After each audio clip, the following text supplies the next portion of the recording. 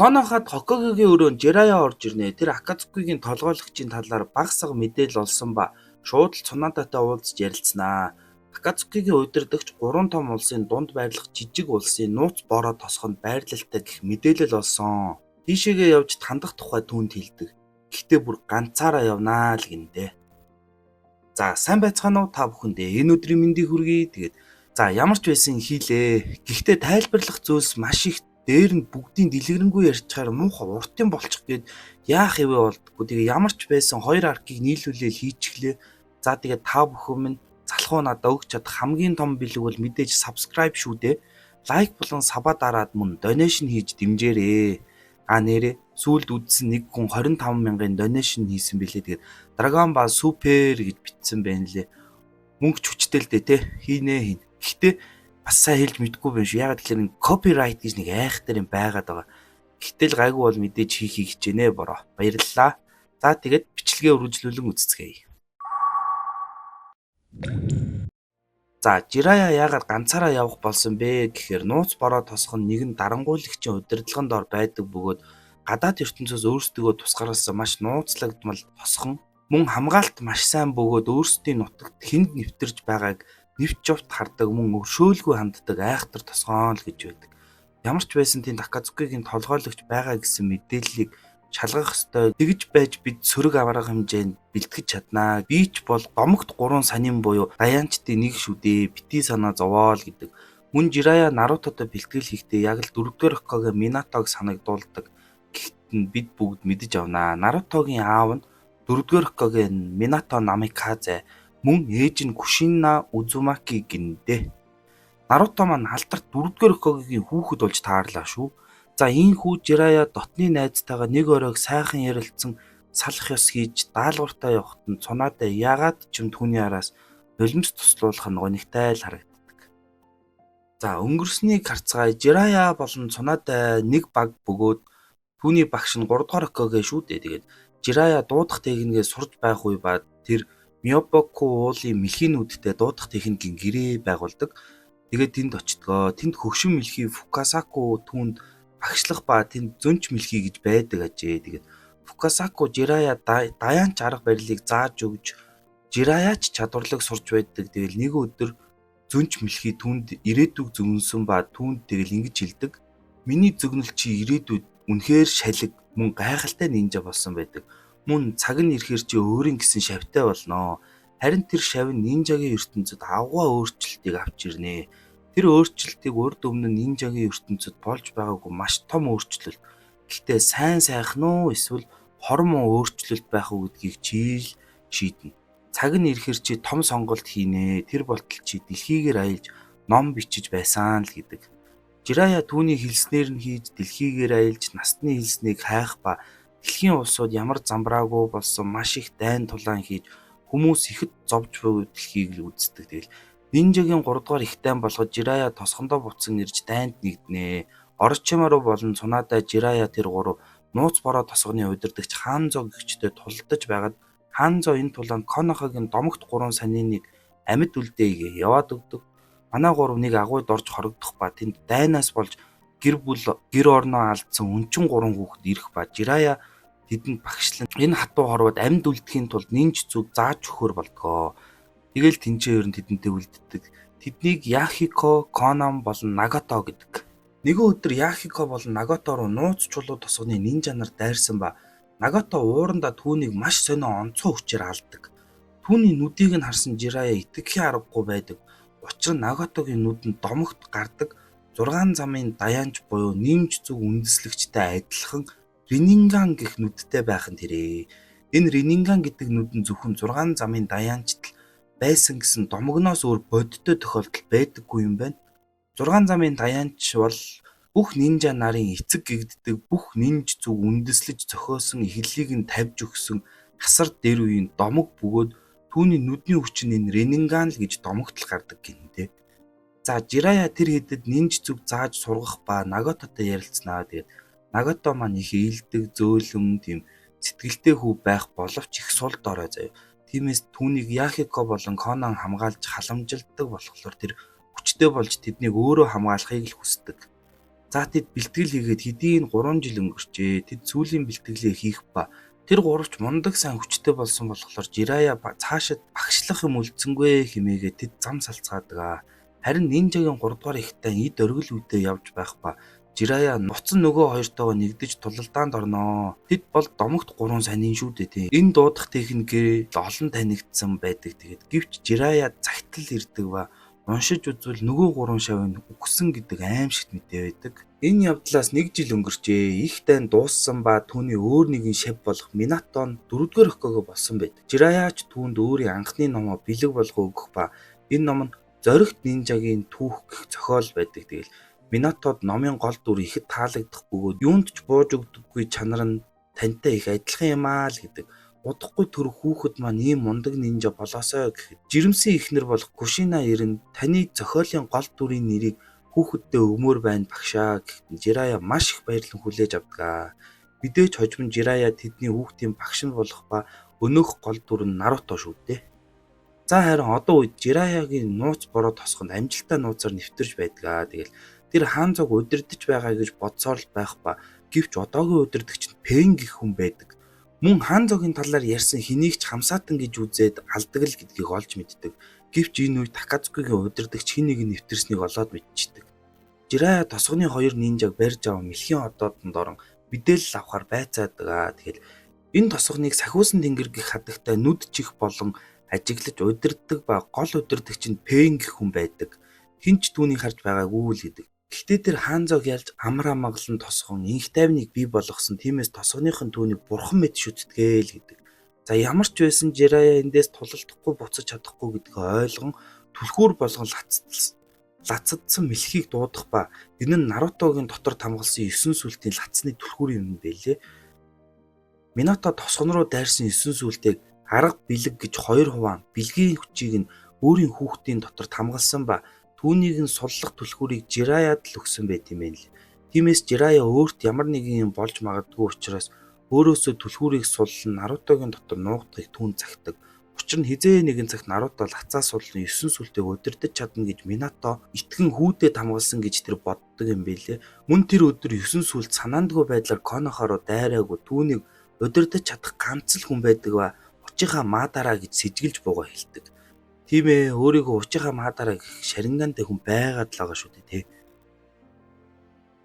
За Жирая нөгөө нинжагийн дүр товлон тосгон руу нэвтрэх ба түүнийг нөгөө сахиусан тэнгэр харснаар Пент хэлдэг. Та нар ихтэй таньжил байгаа хта те. Зүгээр одоо нэрээр нь дуудаад явчих дөө. Мэдээж Конан шүү дээ нөгөө шавуудынх нь нэг. За Конан өөрийн багш болох Жираятай тулдлаа. Жирая түүний сурагчид Акацуки болсон байгааг олж мэдээд ихэд урам хугарнаа. Үргэлжлүүлэн Пен ирэх ба түүний Ренинганы харан Нагато гэж таньдаг. Тэднээс Якикогийн талаар асуухад түүнийг олон жилийн өмнө үхсэн л гэдэг. Мөн тэр өөрийн зорилгоо хэлэх ба бүх сүлт мангасуудыг цуглуулж том жицүү үүсгэж дэлхийг нэг мөр сүрүүлж энэ зөвхөрсөн нийгмийг бүр мөсөн өөрчилнө гэж яриагаа дуусгаад дуудах жицүү эргэлнэ. Жираяч адилхан Мёбакуулнаас Даянч мэлхийг дуудах ба өөрөө ч мөн Даянч төрхөндөө орохоор бэлддэг. Гэвч хэдэн минут гараа нийлүүлж чакра хуримтлуулах ёстой юм байна лээд. Гэтэл Пений дуудсан жицүү алга болдог ба өөр нэг 3 толгойтой нохоо дуудаад тулалдлаа. Нохоог ядах юмгүй тас завчих боловч завчуулах тусам үрждэг чадвартай ёстой лайтай эд байдаг ч Жирая мэлхийн ходоодонд тэднийг орж чаддаг. Гисэн ч дуусшгүй олон дуудах жицүү хэрэглэх ба энэ үе Жирая боддог. Нагато байгалийн 5 элементийг хэрэглэж чаддаг байсан байж яагаад зөвхөн дуудах жицүү хэрэглээд байгаа юм бол гэдэл. Эцэст нь Жирая Даянч төрхөндөө орсон байх ба нөгөө багш мэлхийн хүрт ирж хүч нэмэгдүүлнэ. За Даянч хүч нь юу вэ гэвээс байгаль дээр маш олон энерги байдаг ба нэг ёсондоо байгалийн энергийг чакра болгон хувиргаж хэрэглэх. Тэгээд тэгснээр маш их биеийн хүч болон хурдтай болох ба мэдрэмж нь ч ихээр нэмэгдэх гайхалтай техник. Гэвч хэн дуртай нь хэрэглээд байж чаддгүй маш хэцүү техник. Байгалийн энергийг ойлгож хувирган өөртөө шингэнэ гэдэг нь өөрөө хэцүү юм байна лээ. За харин Жирая байгалийн энергитэй нэгдсэн болохоор түүний мэдрэмж нь өссөн. Нөгөө алга болсон амьтныг дор нь олж барих боловч Пен дахин дуудах жицүү хэрэглэнэ. Энэ удаад тэгсэн 2 өөр Ренингантай хүн дуудаатглаа шүү. Тэдний нэгэн рүү Жирая авраг Расенганаараа дайрах боловч түүний Расенганыг өөртөө шингээчихдэг. Тэгээд ч болоогүй тэдний нүд нь өөр хоорондоо холбоотой юм шиг мэдээлэл дамжуулахгүй хариу үйлдэл үзүүлж байдаг. Яг л нэг хүн мэт байдаг. Тэгэл Жирая тэднийг ялахгүйгээ мэдэн ухрах мэд харагдуулна тэднийг гинж зүд оруулах санаа гаргадаг. Манай мэлхийнүүд өөрсдийн гинж зүй аргаа ашиглан сатааруулж тэр гурыг барьж авч чаддаг. Жирая тэдний нэг мөр зүйл дуусгана гээл эзэнд нь нэвт сүлдэн бүх юм дууслаа хэмээн явах боловч гинт нөгөө гурвын нэг нь ард нь гарч ирснэ. Анхаарлаа хизээч бүү сулруул гэж та заасан баха багшаа гэд гинт дайраад нэг гарыг нь тасчихдаг. Тэгсэн эсрэг талд нь бүхэл бүтэн 6 хүн зургуулаар Ренингантай зогсож байх нь тэрэ. Тэдний нэг нь Яхико байхыг нь харан Жирая шок. Жирая нэгийг нь барьж бусдаас нь салган мэлхийн ходоодондоо орж тулдах ба Жирая нөгөө зөнч мэлхийн хэлсэн үгийг бодноо. Тэгээд түүнд сонголт хийх маш чухал өдөр ирнэ гэсэн өнөөдөр гэдгийг ойлгоод энд маш их хэрэгэлзээтэй зүйлс байна. Би хэдий буцаж очивол амьд буцахгүй гэдгийг мэдэж байгаа ш. Тэгээд өшөө олон мэдэх хэрэгтэй гэд нөгөө хоёр мэлхийгээ эндээс Конохороо буцаад өөрөө дээш гарч бүгдийг олж мэднэ л гэдэг. Тэр бүх 6 пэнийг таних ба тэд өмнө нь энгийн нүдтэй хүмүүс байсан ба Жираяч тэднийг таньж байдаг. Гэхдээ энэ 6 жинхэнэ пэн байхгүй байгааг анзаардагч харамсалтай нь түүнийг хэд удаа нуруунаас нь гадсаар нэвт сүлбичнэ. Тэгээд Жирая хоолой шаргацсан ярьж чадахгүй болсон ба сүүлийн хүчээ шавхаал нөгөө мэлхийн нуруунд дээр нууц код бичин зүхтаалгаж чаддагч даанч домогт нинжа шалиг даянч маань өөд болж түүний цогц далайн орол руу ундаг. За энэ хүргээд энэ бичлэгээ өндөрлөхгүй яа тий. Та хэдийг яг уурах гэсэн худлаан байна л да. Пэний гайхалтай аркийн донд бас нэг маш их мэдээлэлтэй нэг арк байдаг ба тэрийг нь үзүүлэхгүй болохгүй шүү дээ. Шууд пэн рүү орж болохгүй тий. За цолын гоцлогоо бичлэгээ үргэлжлүүлцгээе. За харин Сасуке цаашаа хүн Итачиг олох боловч тэр нь хувилбар байдаг ба гэвч түүний Учихагийн нууц байр нь ганцаараа ирээрээ л. Тэгээд Сасуке үргэлжлүүлэн яаран явнаа. Замд нь Нарутогийн хувилбарч хүн таарах ба зүгээр нэвт дайраад явдаг. Харин жинхэнэ Нарутод мэдээлэл нь ирснээр тэд буцаад яаран түүний араас хөдөлдөг. Тэгэл Учихагийн нууц байранд ирэхэд гадаа нь Кисаме зөвхөн Сасукег л дотогш нэвтрүүлнэ л гэдэг. Сасуке ч яван орлоо. Сүүгээц байран Кисамегийн сэлэм жаахан шунанд тулалдаад үлддэгэ. Харин манай эдийн зам Тоби саад болох ба Сасуке руу явуулахгүй л гэж шүү. Нарутод шууд дайрах ба түүнийг нэвтлээ гараа авчих даа. Эцэст нь Сасуке энэ олон жилийн дараа ахтайгаа нүүр тулах ба шууд л дайрахт нь Итачи ч зүгээ хэрэглэн болтдог. Сасуке харин асуунаа. Тэр үед Итачи хэлэхдээ надаас гадна өөр Мангеку Шаринганыг сэргээсэн хүн байдаг. Чи сэргээвэл дэлхий дээр бид гурвал Мангеку Шарингатай хүн болноо гэж хэлж байсан. Тиймээс өөр нэг сэрээсэн хүн нь хэм бэ? Түүнийг ч бас алнаа гэхэд тэр бол Учиха Мадарагийн шүү. Тэгсэн Итачи чи сайн найзаагаа алж хүчээ сэргээж чадаагүй юм шиг дээ. Энэ нь Мангеку Шаринган нь өөрийн хамгийн нандин хин нэгний алснаар сэрэгдэг шаринган юм лээ. Мөн хамгийн анх Мадара энэ шаринганыг сэргээсэн хүн одоо ч амьд миний хамтрагч мөн удирдагч л гэдэг. Тэгээд энэ шаринганы талаар илүү дэлгэрэнгүй ярьж өгнө. Тэр нь Мангеку шаринган нь маш онцгой. Эрт үед Мадара дүүтэй байсан ба тэр хоёр өөрсдийн найзуудаа алснаар энэ хүчийг сэргээсэн. Тэгснээр Учихаа өвгөн удирдагч болж цаашлаад шаринганаа маш сайн ашигладаг болсон ч нэг өдөр түүний нүдэн өвдөн баг багаар сохорж байжээ. Энэ нь Мангеку шаринганы хувь заяа ба энэ нэг хүчийн хариуд өөрийг нь устгаж л байдаг. Гэвч сохорсон Мадара бүхэл аргыг хайсны эцэст өөрийн дүүгийнхаа нүдийг өөртөө авснаар үнхийн Мангеку шаринган бий болгосон. Ингэснээр ямар ч сул талгүй төгс шаринган болох аргыг нээсэн л гэдэг. Тэр маш хүчтэй болсноор үргэлжлүүлэн довтлогож улмаар Сенжу овгийнхонтой нэгдэн Конохагийн үндсийг нь тавьсан. Дараа нь Сенжу Хашираматай зөрчилдөн анхны Хокагегийн төлөө тулалдан ялагдсан ба Акацуки гэх байгууллагыг бий болгож сүүдэрт нуугдсаар иржээ. Тэгээд 16 жилийн өмнө 9 сүлтийг удирдан Мадара Конохороо дайрсан хэдий ч 4-р Хокаге түнд саад болсноор бүтлгүүцсэн. Тиймээс Мадараг давж чадах цорын ганц нинжа бол би гээл. Чи бол миний мөнхийн гэрлийг чухал нэг ингээд ерөн зорилгоо хэлдэг. Тэр өөрөө бараг сохорч байгаа ба Сасукегийн нүдийг өөртөө авснаар мөнхийн гэрэлтэй болох төлөвлөгөөтэй л түүнийг амьд үлдээжээ. За тэгээд шууд тулалднаа. Итачи түүнийг хананд чахаад яг нүдийг нь авах гэхэд түүний хараалт тэмдэгний хүч ил гарч аврагдах яг бодит байдал биш. Итачигийн Цукиyomi байдаг. Харин Сасуке тэрнийг нь эвдэж чаддаг. Тэгэл энэ бүхнийг хажуугаас нь Зэцүү харж байх ба тэд саяны бүх зүйлс бүгд гэнж зүдл болсон байдаг. За тэгэл жинхнээсээ тулалдлаа. Сасукеж хараалт хүчийг ил гаргах бол Итачич Мангекюгийн ашиглан хар галаар Сасукег онноо. Энэ хар гал нь хизээж унтрахгүй амар ч хэцүү шүү. Сасуке харин Орочимоор шиг бие дахин төрүүлэх ба нэлээд чакра алддагч үлдсэн бүх хүчээр хамгийн хүчтэй техникийг хэрэглэдэг нь тэнгэрт аянганаас луу үсгээл Итачи руу ганц хүчтэй дайралтай хийдэг. Гэвч Итачи өгсөнгүй бүр Сусано гэх зүйлс гаргах ба Сасукеж хүчгүй болоход нь түүний дотор байсан Орочимоогийн хараалт тэмдэгнээс баахан мугаа гарч ирээл тулалдлаа. Гэтэл Итачигийн Сусано Орочимоогийн чакра бүр мөсөн салгаж устгах ба Сасукеж хараалт тэмдэгний хүчгүй болдог. Хүчгүй болж шахагдсан Сасуке гунаа шидээд Сусанотой Итачиг яаж чаддаггүй ба Итачи яг ирээл түүний нүдийг авах гэтэл авч чадалгүй унаад ойчоод өгнө. За Сусано гэдэг нь Мангекю Шаринганы баг үндсэн гэж хэлэхээр хүч бөгөөд бүх Мангекю Шаринганыг сэргээсэн юм Сусано гаргаж чаддаг. Тэгээд энэ нь анхандаа юм арга яс байгаад цаашлаад бүр хүчтэй төгс Сусано гэх юм бол бүр илд бамбаатай амар гарч ирдэг. Тэгээ хүн болгоны Мангекю Шаринга өөр болохоор хүн болгоны Сусаногийн арга барил нь өөр байдаг. За нөгөө талд харин Наруто тэр хэдийг Тоби саатуулсаар л байх ба манай хэд яаж дайрсан түүнийг огт онож чадалгүй нэвтэлчээд байдаг. Гэтэл тэр үед модноос зээцүү гарч ирэн түүнд Сасуке тулаанд ялсныг хэлэх ба Какаши түүний Шаринганыг ажиглаад амжинаа. Харин Тоби хачаа арга ашиглаад яваад өгдөг. Тоби тэр хоёр дээр ирэхэд л ах トゥ хоёр газар твтэж байх ба Наруто тэр хэдийг ирэхэд нь Тоби тэднийг аваад явцсан байдаг. Наруто ч найзаагаа дахиад алдсан да уурлаадахнаа. За Сасуке нэг нуувчин тухайн орлоо. Мадара түүний хажууд байх ба түүнд өөрийн Шаринганаа үзүүлдэг. Гэтэл шууд Сасуке Мангекю Шаринган гарч ирээл түүн рүү Аматерасу хэрэглэлээ шүү. Гэтэл Мадара яагаачгүй байх ба Итачи чамайг надаас хамгаалах гэд энэ өрхийг бэлджээл гэдэг. Тэгээд түүнд хэлнэ. Итачи өгөхийнхээ өмнө чамд хүрэхдээ өөрийнхөө Шаринганыг түүнд өгснийг хэлдэг. Сасуке шок. Тэгээ Мадара Сасукед Итачигийн үннийг хэлж өгөх болноо.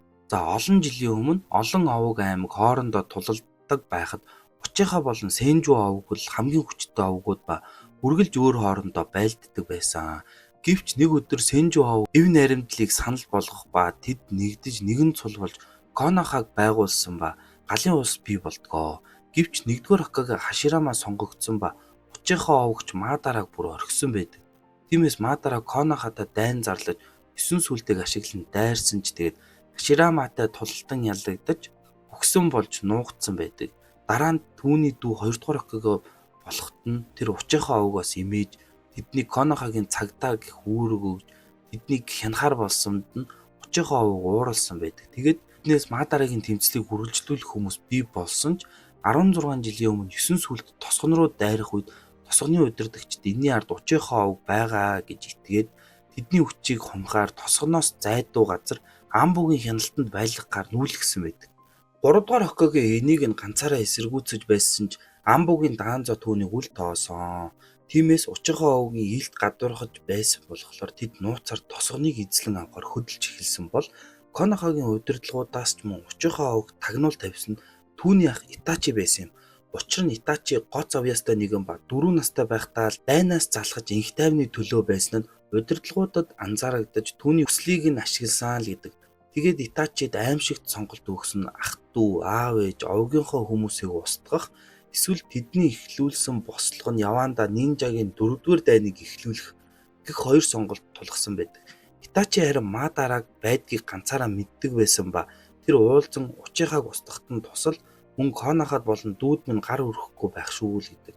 Ийхүү Итачи сонголтоо хийж овгийнхоо бүх хүнийг устган явхаас өмнө 3 дугаар Хокагед Сасукег Даанзогоос хамгаалахыг мөн бүгдийг нууцлахыг хүсээд Акацукид нэгднэ. Мөн Даанзогч сүрдүүлсэн ба Сасукед гар хүрэхгүй хүрэх юм бол Конохагийн мэдээллийг бусад улсуудад өгнөө л гэсэн байдаг. Дээл Итачи сүүлд Сасукетэй уулзахдаа түүнийг хүчтэй болгохын тулд өөрийгөө хараалгуулж энэ олон жилийн турш зөвхөн өшөө авахар төлөвлөн хүчтэй болох ёстой л гэж үзсэн байдаг. Мөн тэр анхнаасаа л энэ өдөр Сасукетэй тулалдаад өгөхөө төлөвлөсөн л байдаг. Сасуке харин энэ бүх хугацаанд түүнийг алах гэж байсан гэж боддог ч үнэн дээр түүнийг хамгаалсан байдагт нь итгэж чаддгүй. Мадара түүнд баталгааг нь хэлж өгөх ба Итачи бүгдийг төлөвлөж хийсэн. Сүүлийн тулаандаа хүртэл тэр албаар Сусаногоор Орочимоогийн чакраг устгаж чамайг чөлөөнсөн л гин. Мөн тэр явснаас хойш 3 дугаар Хокаге үхсний дараа л тосгонд иргэн ирж даанзаад өөрийгөө амьд хэвээр шүү гэдгээ үзүүлэх гэж ирсэн л гэдэг. Товчхондоо бол Итачи бүхий л амьдралынхаа турш сүүдрээс Конохаг, инх тайвныг мөн төрсөн дүүгээ хамгаалж энэ бүх аллага муу муухайг хийж өөрийгөө золиослон амьдарч байсан л байдаг. Тэр бүр Акацукид байхдаа ч Конохагийн төлөө 3 дугаар Окугээд мэдээлэл дамжуулж л байсан байдаг. Тэгээд эцэстээ гэхэд тэр бүх хүчээ Сасукед өгснөөр түүний амьдрал дууссан. Энэ бол жинхэнэ үнэн л гинэ. Энэ бүхнийг мэдсэн Сасуке бүлгийн нэрээ Така болгон өөрчилж өөрсдийн шин зорилгоо илдэг. Тэр нь Конохаг устгах, мөн Итачигийн өшөөг авах гэж хэлээл түүний шаринган Мангеку шаринган болсон байдаг. Тэд Акацукид нэгдэх ба тэдэн 8 сүлтийг барьж ирэх даалгавар өгөө явуулдаг. Учир нь тэр Мангеку шаринганаа ашиглаж сурахын тулд ер нь тулалдаж туршлагал суух ёстой юм байна лээ. Нууц үйл тосгоны 8 сүлтийн Чинчүрики буюу алуурчин би тэр 8 сэлмийг ашиглан тулалддаг ба Сасукег шууд сүлбэд авлаа. Харин Кареныг хазвал хадсан хүнийх нь шарх нь идэрдэг юм байна лээ. Тэгээд Сасуке шууд л идэгрээл босоод ирдэг. Жууга тэр гурав нийлж зэрэг дайрсан ч би гайхалтай хүчтэй байдаг. Сасуке түүнд Мангеку ашиглан генжицүү хийх гэсэн ч алуурчин би сүлт мангасын хүчээ удирдах чаддаг байх ба Сасукег унтлан зохиноо. Жууга харин өөрийн хүчээ Сасукед өгж эдгэх боловч Жууга эсрэгээр хүүхэд болоод хуурчтнаа. Харин алуурчин би бүр 8 сүлт болж хуурайдах шүү. Тэр сүлт мангасын бөмбөг хүртэл хэрэглээл дайрж итэр сүйтгэж байхад нь Сасуке Аматерасу хэрэглэн түүнийг зогсоож бүр барьж авч чаддгаа. Харин бигийн ах нь Райкаге байх ба дүүгээ алдсанд ихэд дуурлан Акацуки энийг сайн занаад авнаа. За энэ үргээд энэ бичлэгээ өндөрлөе. Тэгээд баяр төхөө зав зай муутайхан л байгаад байгааг ойлгоорой. Гэтэл чадхаараа амжуулаа л байгаа шүү. Одоо харин part 6-гаар хамгийн галзуу, хамгийн гоё арк үлдсэн. Тийм байц. Мэддийн нэг нь мэдчихэл байгаа хта. Маш гоё дэлгэрэнгүй ярьж өгөхийг бодноо. За тэгээд та бүхэн саваа дараад хүлээж л байгаарай. За нэг удахгүй руу орчноо. Мөн хандив өгч намаагаа дэмжихийг хүсвэл доорх дансаар донешн явуулаарай. Гой гой утга бичдэг та хэдтэй зөндөө их баярлаа. За тэгээд дараагийн бичлэгээр уулзтлаа. Түр баяртай.